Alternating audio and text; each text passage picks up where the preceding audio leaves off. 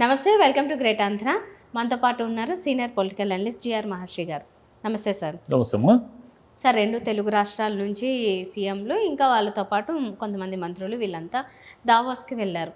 అక్కడ పారిశ్రామికవేత్తలతో మాట్లాడి రాష్ట్రాలకి కొన్ని పరిశ్రమలు రప్పించడం అనేది ఇది ముఖ్యమైన టార్గెట్ వాళ్ళకి. కాకపోతే ఇంతకు ముందే అంటే వైసీపీ వాళ్ళు అనేది ఏంటంటే చంద్రబాబు నాయుడు గారు ఇంతకు ముందు కూడా ఇలాగే కొన్నేవో తెచ్చా అన్నారు. వాటికే ఇంకా ఏమీ దిక్కు లేదు. మళ్ళీ ఇప్పుడు వెళ్ళి ఏం చేస్తారు? ఇప్పుడు మళ్ళీ తీసుకొచ్చి మాత్రం ఏం చేస్తారు? అయినా అవి జరుగుతాయా అన్నట్లు ఒక క్వశ్చన్ అయితే.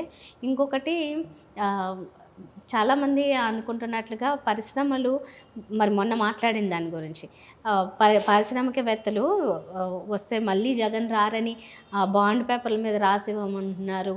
అంటే అది మళ్ళీ వస్తే మాకేమన్నా అవుతుంది అని చెప్పి భయపడుతున్నారని వాళ్ళు ఒక వర్షన్లో చెప్తే, ఇంకో వర్షన్లో వీళ్ళు కూడా తీసుకుంటున్నారు దాన్ని. ఎందుకంటే 11 సీట్లకి పరిమితమైన వైసీపీ మళ్ళీ వస్తుంది అనుకుంటున్నారంటే మీ ప్రభుత్వం ఎలా ఉంది అనే దాని గురించి వైసీపీ వాళ్ళు విమర్శిస్తున్నారు. మరి ఇప్పుడు ఏ అష్యూరెన్స్ ఇచ్చి అక్కడ పారిశ్రామికవేత్తలను తీసుకుని వస్తారు ఇక్కడికి?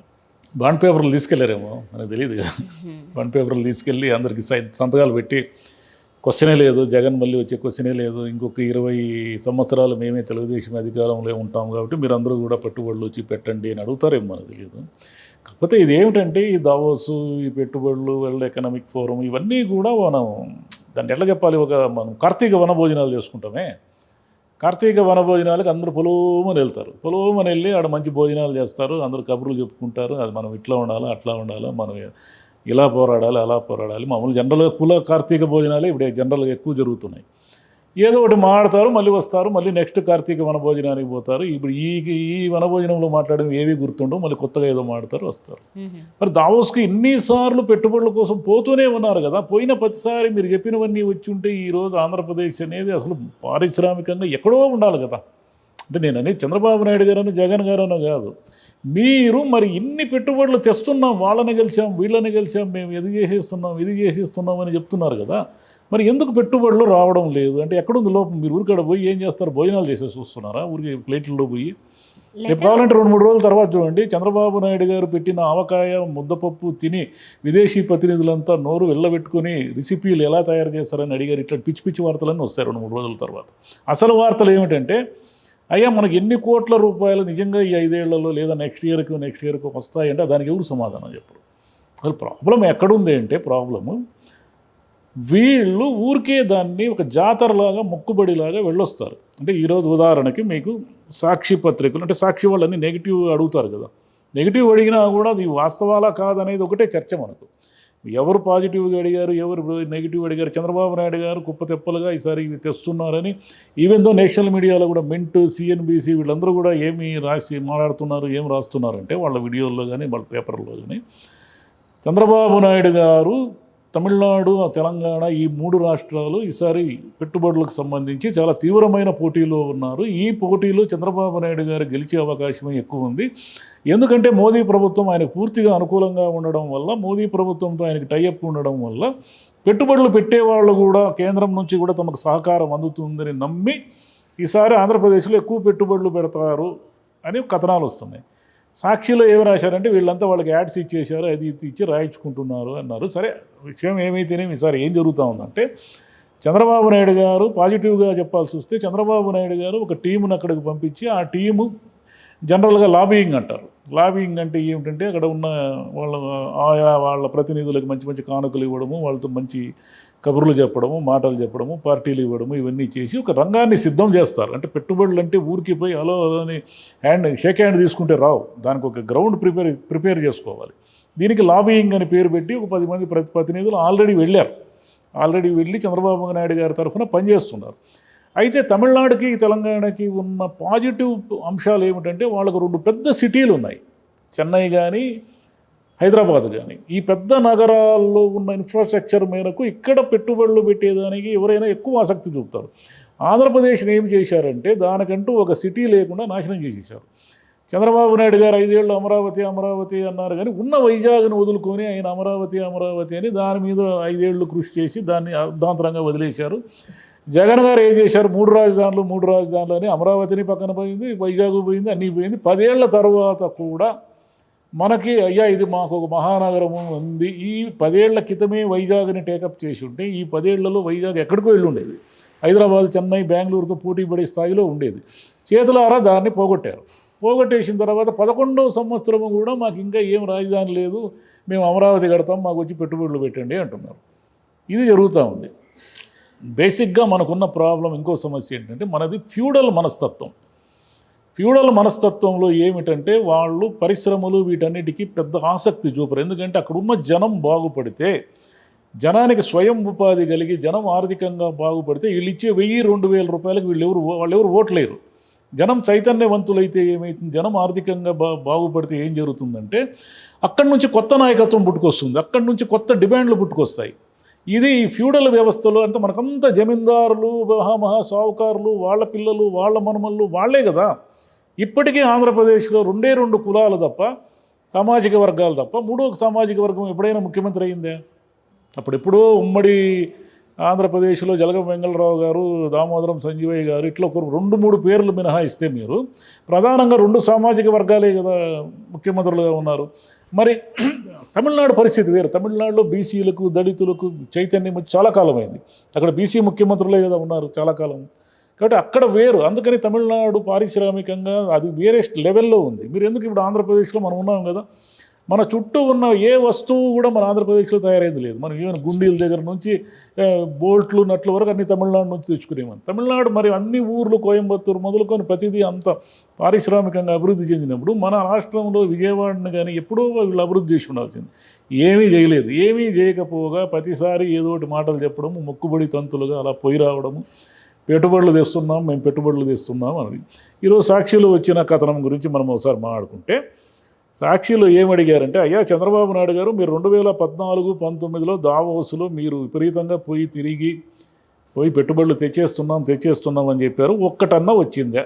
వాళ్ళు అడిగిన క్వశ్చన్ అదేమిటి? మైక్రోసాఫ్ట్ బిల్ గేట్స్ CEO సత్యనాదేళ్లతో సమావేశమయ్యారు. విశాఖకు మైక్రోసాఫ్ట్తో పాటు ఇన్ఫోసిస్, విప్రో డేటా సెంటర్లను ప్రకటించారు. అవి ఎక్కడున్నాయి? రాష్ట్రంలో భారీ హార్డ్వేర్ పరిశ్రమ ఏర్పాటుకు విదేశీ సంస్థ ముందుకు వచ్చిందని ప్రచారం చేశారు. అది ఎక్కడుందో చూపించండి.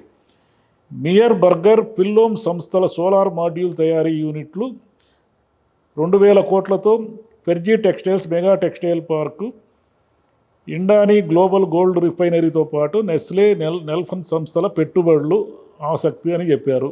అవి ఎక్కడొచ్చాయి అని అడుగుతున్నా. అంటే 2016లో వీళ్ళు ఇవన్నీ చెప్పారు. 2017లో వచ్చేసరికి ఐటీ, హెల్త్ కేర్ రంగాల్లో జనరల్ అట్లాంటిక్ 43,000 కోట్ల పెట్టుబడి పెడుతుందని చెప్పారు. అది ఎడబోయిందో తెలియదు. విశాఖలో యూకేకి చెందిన ఇంటర్నేషనల్ హాస్పిటల్ 500 పడకల హాస్పిటల్ ఏర్పాటు చేయడానికి వస్తుందని 2017లో మీరు చెప్పారు. మీ దావోస్ సదస్సులో అన్ని ప్రకటనలు చేశారు కదా. విశాఖ ఫార్మాసిటీలో నోవార్టిస్ R&D కేంద్రం ఏర్పాటు, అదేమైందో తెలియదు. 2018లో కృష్ణపట్నం వద్ద సౌదీ ఆరామ్తో చమురు శుద్ధి కర్మాగారం పెడతామన్నారు. అది ఏమైంది చెప్పండి. గూగుల్, యాక్సెంచర్ డేటా సెంటర్లో రాష్ట్రంలో ఏర్పాటు చేస్తామో అవి లేవు. ఆర్టిఫిషియల్ ఇంటెలిజెన్స్లో ఇటాచీ పెట్టుబడులు, అది పోయింది. 2019లో మీరేం చెప్పారు? JSW 3,500 కోట్ల పెట్టుబడులతో ఒప్పందం అని చెప్పారు. డెలాయిట్, ఫెగా సిస్టమ్స్ రాష్ట్రంలో యూనిట్ ఏర్పాట్లకు ఆసక్తి అని చెప్పారు. అవి ఏమీ రాలేదు. మరి దీనికి సమాధానం చెప్పాలి కదా. లేదయ్యా మేము 5 సంవత్సరాల్లో మేము చెప్పిన దాంట్లో ఇవన్నీ మేము తెచ్చుకున్నాము అని చెప్పాలి. మళ్ళీ వీళ్ళు ఏమంటారు? జగన్మోహన్ రెడ్డి 2022లో దావోస్లో పాల్గొన్నప్పుడు 126 కోట్ల అంటే 126,000 కోట్ల ఒప్పందాలు కుదుర్చుకొని వేగంగా అదుపులే దాన్ని అమల్లోకి తీసుకొచ్చాడంట. రాజమండ్రిలో ఇథనాల్ ప్లాంట్కి స్థలం కేటాయించి 200 కోట్లతో యూనిట్ ఏర్పాటు చేయడమే కాకుండా ఉత్పత్తి కూడా ప్రారంభించారు. 60,000 కోట్లతో Adani group green energy plant, Greenko 37,000 కోట్లు, అరబింద 28,000 కోట్లతో గ్రీన్ ఎనర్జీ ప్లాంట్లని మేము దావోస్లో ఒప్పందం కుదుర్చుకొని చేశాము అని చెప్తున్నారు. వీళ్ళు చేసిన వాళ్ళు మరి ఇవన్నీ ఎందుకు చెప్పుకోరు? వీళ్ళు ఎలక్షన్లో ఏమీ చెప్పుకోరు. మరి చంద్రబాబు 5 ఏళ్ళు ఏమీ తేలేకపోయినా నేను దావోసుకు పోయిన ప్రతిసారి పెట్టుబడులు మామూలుగా తేవడం లేదని ఆయన చెప్తున్నాడు. ఆయన మీడియా చెప్తున్నారు. కాబట్టి 3 రోజులు చూడండి, బ్రహ్మాండమైన వార్తలు వస్తాయి. చంద్రబాబు గారు ఎంతసేపు గోంగూర పెట్టాడు, ఆవకాయ పెట్టాడు, ఇదొక నడుస్తూ ఉంటుంది. ఆంధ్ర భోజనాలకు ఫిదా అయిపోయినారు ఆడ విదేశీ ప్రతినిధులని. ఇవన్నీ చెప్తూ చంద్రబాబు నాయుడు గారు, మోదీ గారు అండగా ఉన్నారు కాబట్టి ఈసారి కనీసం 1,00,000 కోట్ల రూపాయలతో పెట్టుబడులు తీసుకొస్తున్నారు. మరి అమరావతి ఈసారి పారిశ్రామికంగా మామూలుగా ఉండదు, ఆంధ్రప్రదేశ్ మామూలుగా ఉండదు అంటున్నారు. మరి మామూలుగా ఉంటుందా లేదా అనేది మనకి 3.5 ఏళ్లలో తెలిసిపోతుంది. అంటే వీళ్ళంతా ఏమిటంటే ప్రాబ్లం ఎక్కడుంది అంటే పెట్టుబడులు పెట్టడానికి ముందుకు వచ్చినా సరే రాజకీయ నాయకులు దాన్ని సర్వనాశనం చేస్తున్నారు 2 రకాలుగా. ఒకటి కమిషన్లు, ఎవడైనా ఒక 1000 కోట్లతో ఎక్కడైనా ఒక పెట్టుబడి, కడప జిల్లాలో సిమెంట్ ఫ్యాక్టరీలు అన్నీ పెట్టారు కదా, వాళ్ళందరూ ఆ యాజమాన్యాలన్నీ చేతులు మారి అమ్ముకొని పరారు ఎందుకు అయిపోయారు? కడప జిల్లాని కాదు, చాలా ఊర్లలో వీళ్ళు ఆ లోకల్ రాజకీయ నాయకులు పరిశ్రమ పెట్టానే వీళ్ళు చేసే పని ఏమంటే తమకున్న మనుషులందరినీ ఆ ఉద్యోగాలు ఇమ్మని వాళ్ళని డిమాండ్ చేస్తాయి. లేదంటే అక్కడ ఏదో ఒక ఉద్యమం లేవదీస్తాయి. మా భూములు పోయినాయి, అవి పోయినాయి, ఇవి పోయినాయి, మాకు అన్యాయం జరిగింది, స్థానికులకు ఉద్యోగాలు లేవని. లేదంటే వాడితో నెల నెల సంవత్సరము ముడుపుల ఒప్పందాలు కుదుర్చుకుంటాయి. ఈ ముడుపులు కట్టలేక వీళ్ళ స్థానికులకు అంటే ఎఫిషియన్సీ ఉండాలి కదా, ఉద్యోగం ఇవ్వాలంటే. ఎవరికి పడితే వాడికి ఉద్యోగం పెట్టిస్తారు అంటే ఒక రాజకీయ నాయకుడు రికమెండేషన్ లెటర్ రాసిస్తేనే ఉద్యోగాలు ఇచ్చేస్తారా? ఆంధ్రప్రదేశ్లో పరిశ్రమలు రాకుండా నాశనం కావడానికి కారణం ఏమిటంటే ఓన్లీ బికాజ్ ఆఫ్ పాలిటిక్స్.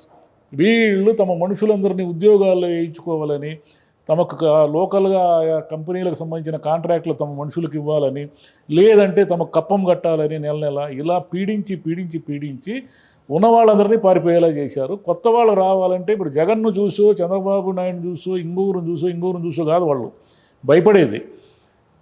ఈ రాజకీయ నాయకుల్ని కంట్రోల్ చేయలేకపోతే వీళ్ళు ఏం చేస్తారంటే ఆ ఫ్యాక్టరీలని కబలించేస్తారు. ఆ ఫ్యాక్టరీలు దివాళా తీసి ఆంధ్రప్రదేశ్లో బుద్ధుంటే ఎప్పుడు పెట్టుబడులు పెట్టకూడదనేసి వాళ్ళు దండం పెట్టి పారిపోయేలా చేస్తున్నారు. ఈ ముందు ఇక్కడి నుంచి క్లీన్ చేసుకుంటూ వస్తే పెట్టుబడి ఎవడైనా ఎందుకు పెట్టుబడి పెడతాడు? వ్యాపారంలో లాభాలు వస్తాయని పెట్టుబడి పెడతాడు. ఆంధ్రప్రదేశ్ ప్రజల పట్ల ప్రేమతోనూ, చంద్రబాబు నాయుడు గారి నాయకత్వం మీద ఉన్న అపారమైన నమ్మకంతోనూ, విశ్వాసంతోనూ తెలుగుదేశం పార్టీ ఇంకో 30 ఏళ్ళు అధికారంలో ఉంటుందని ఎవడు వచ్చి పెట్టుబడి పెట్టాడు. నేను 1000 కోట్లు పెట్టుబడి పెడితే నాకు ఇక్కడ ఇన్ఫ్రాస్ట్రక్చర్ ఏమి, సౌకర్యాలు ఏమి, సదుపాయాలు ఏమి, లేబర్ ఎలా దొరుకుతుంది, ఇవన్నీ పోను నాకు ఎంత ఆదాయం మిగులుతుంది అనే దాన్ని ఆధారంగా కంపెనీలు పెట్టుబడులు పెడతాయి తప్ప జగన్ను చూసి భయపడో, చంద్రబాబుని చూసి ప్రేమించో, లేదా ఇంకొకరిని చూసి నమ్మకంతోనో. ఆంధ్ర వాళ్ళు చాలా పాపం దీనావస్థలో ఉన్నారు, వాళ్ళని ఎలాగైనా ప్రజల్ని ధనవంతులను చేద్దాము, సంపద సృష్టిస్తాడు కదా చంద్రబాబు, మనం కూడా తల చెయ్యేసి మీకు ఇంతమంది ఎన్ఆర్ఐలు ఉన్నారు కదా, వాళ్ళందరూ వచ్చి పెట్టుబడులు పెట్టమనండి చూద్దాము. అందరూ వచ్చి భయంకరంగా ప్రచారం చేశారు కదా తెలుగుదేశానికి. వాళ్ళంతా 1000 కోట్ల రూపాయలు అమెరికాలో సంపాదన పరలే కదా, వచ్చి ఒక్కొక్కరిని ఒక 50 కోట్లు 100 కోట్లు పెట్టుబడి పెట్టమనండి. పెట్టరు, ₹1 కూడా పెట్టరు. ఎందుకు పెట్టరు అంటే ఈ తలకాయ నొప్పులన్నీ ఉంటాయి కాబట్టి.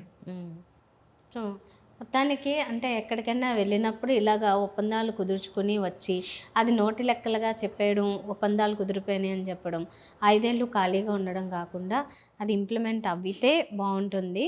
మరి ఎవరు చేసిన వాళ్ళు చెప్పుకుంటారు, వాళ్ళు ఏం చెప్తారు అంటే మేము కియా తెచ్చాము, ఇంకేమైనా చెప్పాము, ఇంకేం తెచ్చారు అనేది ఇన్ని 10 ఏళ్ళుగా మనం కియా ఒకటే కదా చెప్పుకుంటున్నాము. ఇంకేమని చెప్పండి, ఏమన్నంటే కియా తెచ్చాము అంటారు.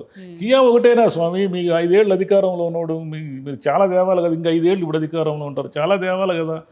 మరి ఏమీ లేకుండా ఊరికి కార్తీక వనభోజనాలు, ఇవి దావోసు ఇవన్నీ కూడా ఊరికి కోట్లు గీట్లు వేసుకొని ఇంగ్లీష్ మాట్లాడుకుంటూ ఆడ పోయి బఫేలు అవి తినేసి కబుర్లు చెప్పుకొని ఆ ఊర్లంతా చూసేసి టూర్ వేసేసి వీళ్ళంతా మన డబ్బులు అంటే ప్రజల డబ్బే కదా, వీళ్ళేం సొంత డబ్బులు జోబులోంచి టికెట్లన్నీ పెట్టుకుని విమానాలు వేసుకొని పోతారా ఏమే?